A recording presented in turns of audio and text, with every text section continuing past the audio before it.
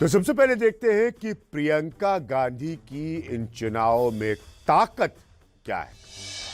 मेरे हिसाब से पहली बड़ी बात है कि प्रियंका गांधी ने एक नए राजनीतिक प्रयोग का नारा दिया है, लड़की हूं, लड़ सकती हूं। दूसरा पॉइंट मेरे हिसाब से जो इंपॉर्टेंट है वो ये है कि जमीन पर कोशिश कर रही है रूपरेखा बदलने की, शहरों में और ब्लॉक में नए कांग्रेस के प्रमुख बनाकर, जो सालों के बाद हुआ है कांग्रेस पार्टी में।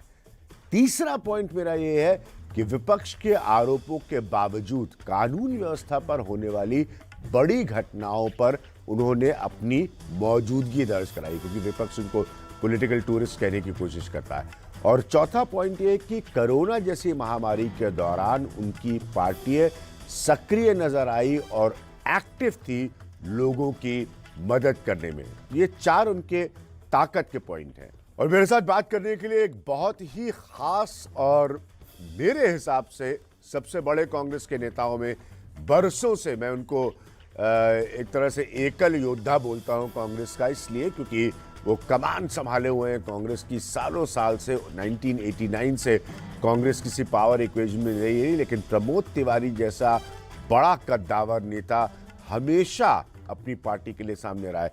प्रमोद जी, फंडामेंटली प्रॉब्लम क्या है, मूल समस्या क्या है?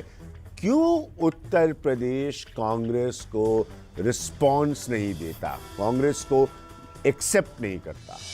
ये पहला उत्तर प्रदेश का चुनाव है 85 के बाद जो राम जन्मभूमि के मुद्दे से अलग उठ के हो रहा है। तो उससे जो बीजेपी का था, वो जो वोट हमारे तो गया था, वो लौटेगा कांग्रेस में। दूसरा, हमारे पास कोई ऐसा नेतृत्व तो नहीं था।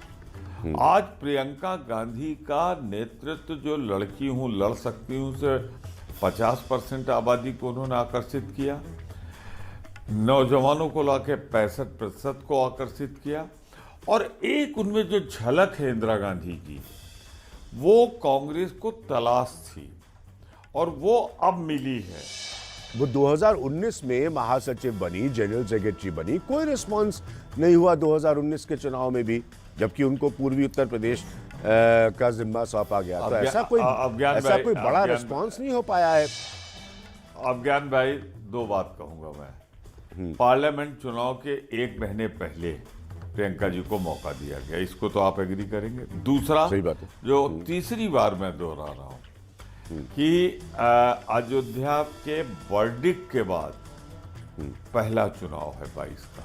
19 में वर्डिक्ट नहीं आया था, और वही कारण था जो भाजपा को इतनी सीटें दिला गया। तो एक तो अयोध्या वर्डिक्ट, दूसरा भाजपा का 5 साल के कामकाज का टोटल फेल्योर सरकार का, ठीक है, और तीसरा इन जो बीच में गैप मिला 19 से 22 में, हाथरस हुआ तो प्रियंका गांधी, सोनभद्र में हुआ तो प्रियंका गांधी, जहां उन्नाव में हुआ तो प्रियंका गांधी, फिर से उसके बाद लखीमपुर खीरी में पहली बार नेहरू गांधी परिवार का कोई सदस्य 3 रातें उसने जेल में गुजारी। तो मैं किसी दल का नाम नहीं ले रहा हूं। जब दूसरे दल जेल जाने से डर रहे थे, तो ये निडर महिला, ये बहादुर महिला जेल गई। तो उसका सबका आउटकम जो होगा, आप देखिएगा आश्चर्यजनक रूप से। आप बात कर रहे थे ना 2009 की, मैं आपसे कहने जा रहा हूं ये, ठीक है, सरप्राइज रिजल्ट होगा।